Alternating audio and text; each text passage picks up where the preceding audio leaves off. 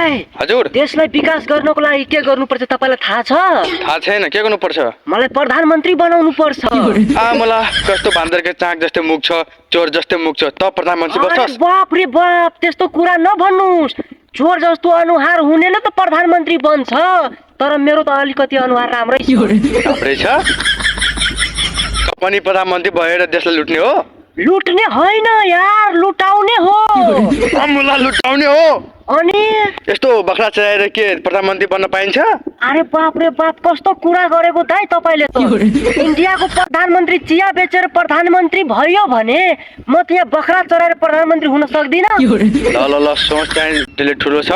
तिमी प्रधानमन्त्री होइन राष्ट्रपति बन्ने छौ। राष्ट्रपति ठिकै छ, राष्ट्रपति पनि हुनलाई राम्रै छ यार, पैसा त्यसमा धेरै कमाइ हुन्छ कि। अलि चाहिँ बडी सडी हुनु पर्यो नि प्रधानमन्त्री हुनको लागि। बडीगार्ड आफै हुन्छ, 4-5